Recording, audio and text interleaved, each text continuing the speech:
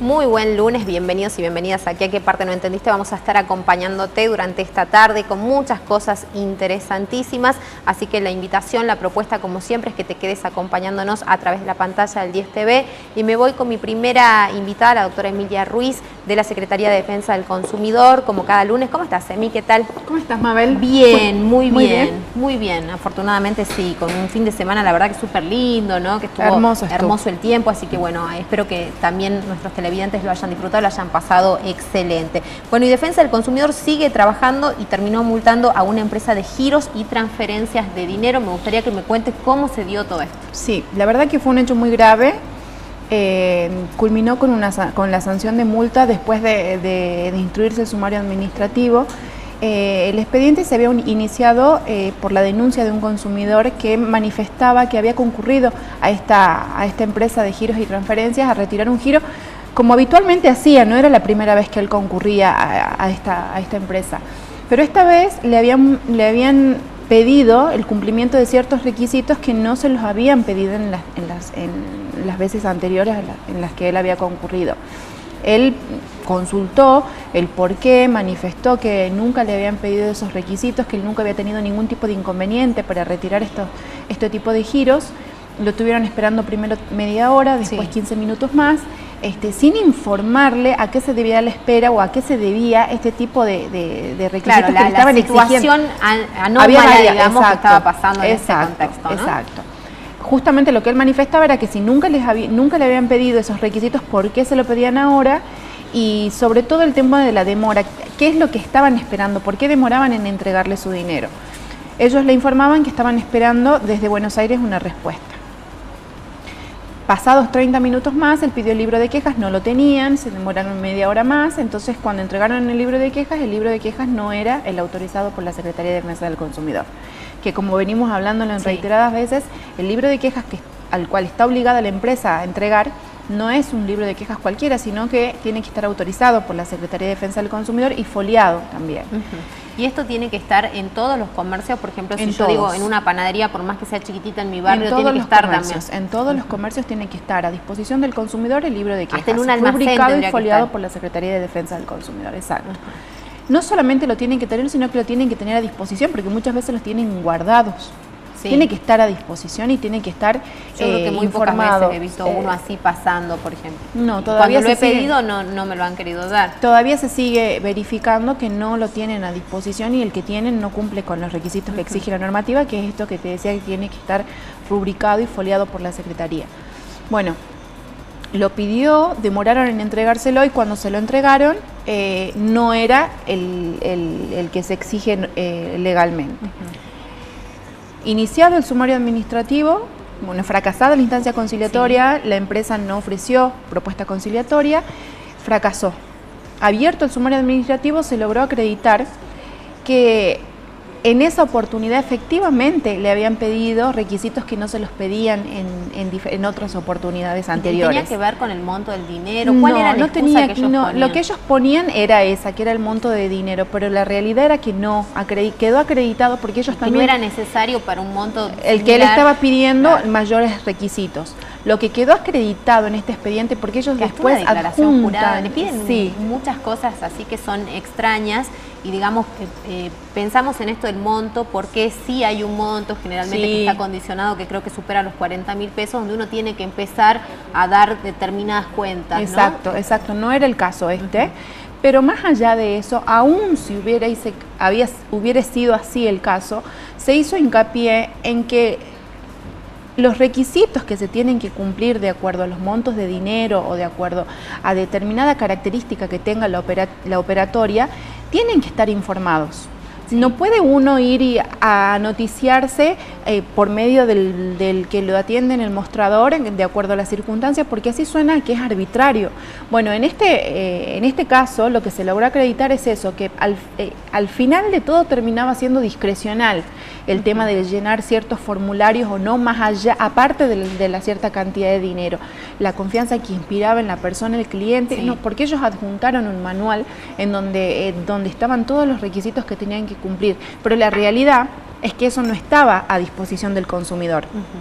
Para que pudiera comprobar si uno cumple con estos requisitos o no los cumple, y tampoco vamos a ir a realizar una operatoria comercial para que nos envíen un giro de dinero en un lugar donde no lo voy a poder retirar porque no cumplo con los requisitos. Entonces acá lo que cobra relevancia es la información oportuna, ¿sí? No, yo tengo que tener a mi disposición la información suficiente, cierta y detallada antes, no durante y mucho menos después, porque en este caso lo que sintió el señor era que le estaban obstaculizando el retiro del dinero por una cuestión discrecional, por una cuestión arbitraria. Casi discriminatoria. Exacto, digamos. exacto. Eso es lo que él sintió, es lo que de hecho manifiesta, y nosotros logramos acreditar en el expediente administrativo que los requisitos que le estaban exigiendo no eran los que les habían exigido en veces anteriores, y la suma de dinero que estaba por retirar era la misma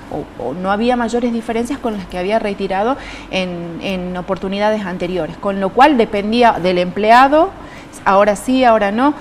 No podía el consumidor controlar si le estaban negando avalados por una normativa legal o no. Claro. Entonces, eso viola el artículo 4 de la ley 24.240, porque la información en este caso es inoportuna en cuanto a los requisitos, y muchísimo más al artículo 8 bis, porque la verdad es que le terminaron obstaculizando y lo terminaron sometiendo a un trato totalmente indigno y vejatorio, estando el señor constituido ya en la empresa y teniendo que esperar sin saber qué es lo que estaba esperando. Claro. Porque le manifestaban que esperaban una respuesta de Buenos Aires, pero tampoco él sabía respuesta de qué. Claro. ¿Se entiende?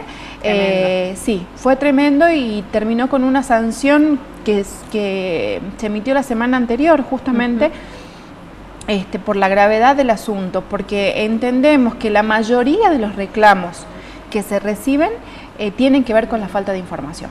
Sí. De hecho, en todos los rubros, por una información incompleta o una información errónea, confusa. Muchas veces nos dejan espacios abiertos que nos dan a entender una cosa, pero resulta que cuando vamos a reclamar es otra. Entonces no es que la información tiene que ser retaseada o brindada a conveniencia del proveedor. La información tiene que estar completa desde un principio, de manera que el consumidor pueda elegir libremente si contrata o no contrata. Claro. Y como en casos como en estos, que no sienta que es un trato discriminatorio por alguna situación puntual, porque si uno tiene la información expuesta, es claro, distinto. sabes que es general, que es para Exacto. todos y que rige así. Y que yo encuadro en esta situación o en esta situación. Para cualquier cliente. Pero acá quedaba como arbitrio del empleado, a criterio del empleado, si sí o si no, o una respuesta de Buenos Aires que él tampoco sabía a qué se referían. Y pasa mucho, digo, en este caso, bueno, era en esta situación puntual, no en una empresa de giros y transferencias de dinero, pero, por ejemplo, en los bancos es una cuestión que muchas veces se repite, ¿no?, de manera permanente, y que vos decís, bueno, esto ya roza el trato indigno, hay situaciones que te cansan, que te molestan, esto de cumplimentar determinadas cosas y nunca se te explicita bien, ¿no? Y ahí volvemos a recaer en esto del deber de información. Claro, porque el consumidor queda expuesto a que le denieguen determinados beneficios o derechos por una cuestión arbitraria, discrecional, discriminatoria, lo que fuera. La información de por qué rechazan determinado pedido de un producto, de un crédito, lo que fuere, se la dan después y no antes, para que uno pueda analizar y evitar quizás el mal momento, ¿o no? Porque también es tratar de evitar ese momento de decir, me expongo a esto o no, si yo ya sé que cumplo o no cumplo. Pero llegado el momento, uno considera que cumple y si salen nuevas cosas que no fueron oportunamente informadas, y uno al final termina creyendo que al final depende del que lo atiende. Claro, totalmente. Bueno, recibió sanción entonces, sí, ¿no? En este como caso, para que lo tengan en cuenta, lo tengan presente. Mucha gente no busca un resarcimiento económico personal, va a la Secretaría y bueno, o sigue los pasos formales, y cuando no hay una respuesta se termina multando a la empresa, ¿no? En muchas ocasiones. Exacto. Sí, en este caso el señor estaba muy, sentía que había sido víctima de un trato totalmente indigno, y nosotros cuando pedimos que nos remitan, en este caso nos remitieron el manual que tienen, un manual interno donde figuran todos los requisitos que tienen que cumplir los clientes para determinados montos de dinero. Nos llamaba la atención porque uno de los requisitos, uno de los tips de los requisitos que ellos tenían, que en realidad ni era requisito, sino que al final terminaba siendo relevante el criterio del que atendía, de lo que él consideraba. O sea, claro, aprobar la entrega o no entrega terminaba siendo quedaba al decisión, arbitrio de esa persona. Estaba inclusive escrito, y de hecho fue fundamento de la sanción también, que al final cumpla o no los requisitos, indicaba ahí que a lo que a criterio del empleado se considere, lo cual me pareció sumamente gravoso.